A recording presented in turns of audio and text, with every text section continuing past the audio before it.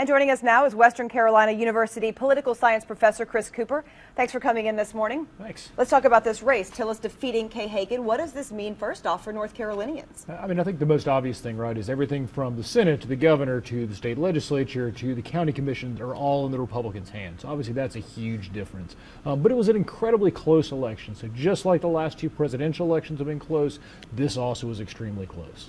And let's branch this out. What does this mean for the president's next 2 years? A lot more headaches, probably a lot less getting done, and either compromise or stalemate. I think that's really all that's left. You know, this is the first time in 8 years that the Republicans will have control of the House and the Senate. Yeah. What are they going to tackle? What are we going to see, do you think? I think we're going to see stopping a lot of Obama's agendas, really more so than pushing a Republican agenda. It's going to be incredibly difficult for the Republicans to move things past the veto. At the same time, the president's going to have a hard time getting things through Congress. Not much will get done at all. And how about a successor? Is this going to give us any indication what's going to happen in 2 years and the way the public is seeing? Yeah, probably not. Really, midterms are interesting. They're important, but they don't really tell us a lot about the presidential election year. They don't forecast very well 2 years in the future. They're kind of their own discrete moment. Okay, and finally, I saw this morning the Washington Post has a headline that this may be the most dominant Republican Congress since 1929. Any truth to that in your opinion? Yeah, I mean, sure. I think Congress is clearly Republican. I mean, we had a number of seats take place switch hands in the House and in the Senate, and yeah, that's a major change. Okay, we're going to join you again in the next half hour, breaking down more of these election results. And following up on that, joining us this morning is Chris Cooper, a political science professor from Western Carolina University. Thanks for being here. Thanks for having me. Appreciate it very much. Let's start with the House race, 116, Tim Moffitt defeated by Brian Turner. A little bit of a surprise there. Yeah, it was. I mean, obviously a very expensive race. It looked more and more competitive as we got closer. But, yeah, I think we're all surprised, especially if you compare this to what we thought a few months ago. And the campaigning looked more like a U.S. House race than it did a local state race. It did. We're talking about $1 million, a little bit more than $1 million worth of spending for a race that the office pays less than $14,000 a year.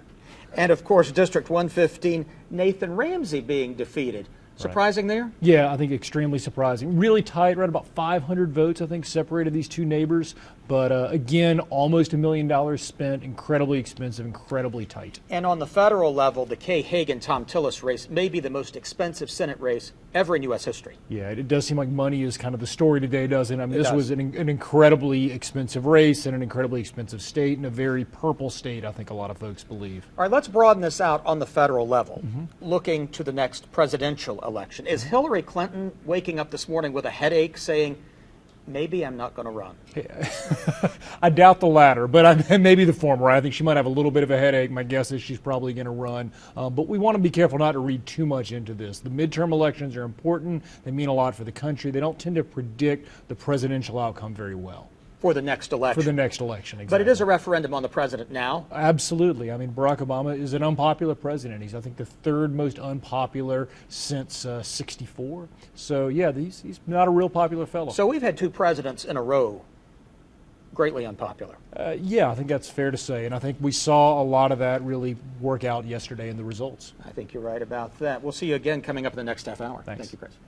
And joining us now is Western Carolina University political science professor Chris Cooper. Thanks again for coming in this morning. Thanks. Let's talk about that race. Actually, pretty decent margins when you're taking the 10th and the 11th district. Surprising to you that the Republicans are holding on to their seats? Not really. The way these districts are drawn and the fact that you have two incumbents who were really pretty popular, I think most of us thought that these would stay with the Republicans' hands. How about the big upset in the State House district with Tim Moffitt being defeated? Yeah. Does that one surprise you? Yeah, obviously a lot more. It was an incredibly expensive race, but I mean, Moffitt was a guy who was obviously an incumbent, who was fairly powerful in Raleigh, who some folks had even talked about as being a possible speaker at some point. For him to lose, yeah, it's a big surprise. And how about in State District 115? You see a Democrat again taking down the incumbent Republican, John Yeager defeating Nathan Ramsey. Yeah, another big race. I think across the state looks like there were 4 seats that flipped from Republican to Democratic. 2 were in Western North Carolina, and I think that's probably a telling sign. So exactly, what is that telling us? Because nationally, we're looking at the Republicans defeating the Democrats, taking control of the House and the Senate, and here locally, we're seeing the Democrats defeat the Republicans. Yeah, it's really interesting. The Presnell seat obviously stayed with Presnell, and the Jim Davis seat stayed with Jim Davis, and the Apodaca seat stayed with him. So it's not like the Democrats dominated Western North Carolina, but they did flip a couple of seats. And it says to me there's something different going on in this region than in the rest of the state and then nationally. What will happen with us in the state moving forward? That's the $10,000 question, right? Obviously, I think that we're going to have new folks in Western North Carolina. We're going to have some folks with some seniority who won't be in anymore, and we're just going to have to wait and see what these two new people bring. Okay, thanks so much. We'll join you again in the next half hour with some more expertise on this election coverage. And joining us right now is Chris Cooper, a political science professor at Western Carolina University. Thanks for being here this morning. Let's talk first about the key Senate race, Hagan and Tillis. Yeah, this is obviously a very, very close race, but it was one leading up. People thought it was either going to be close or maybe Hagan might have a little bit of an advantage. So the fact that Tillis pulled it off, I think, is maybe a minor upset. What does this mean for us here in North Carolina?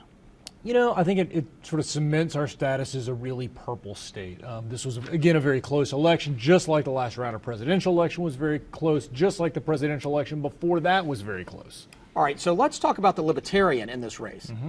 Did he actually help Tillis in the end, along with the Koch brothers? Yeah, this is the $10,000 question, or one of them anyway, right? So he got about 3.9, 3.8% of the vote, which is about a little bit higher than Libertarians normally get in a midterm election. So the question is, who did they go for? We don't really know quite yet.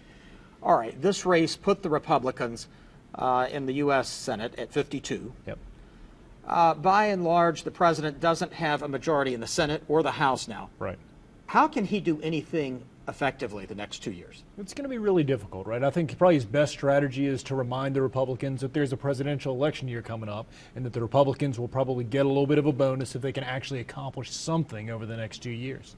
It's going to be tough for everybody, though, isn't it? It is. I mean, I think we would expect more stalemate. We'd expect more gridlock. This is not a good time to try to pass, frankly, much of anything through Congress. But if the Republicans show too much gridlock, this could backfire on them during the presidential race, right? It could, right? It's just sort of this big chess match and that the two are playing, or that everybody really is playing in Washington right now. Did the results last night affect any Democrats saying, I don't know if I'm going to run for president? It could, but it's doubtful, right? So these midterms are incredibly important. They probably don't tell us a lot about the presidential election. I think for the most part, the die is cast as to who's going to run for the presidential election in 2 years. Hey, thanks for your insight last night and today as well. Thanks. Appreciate it very much.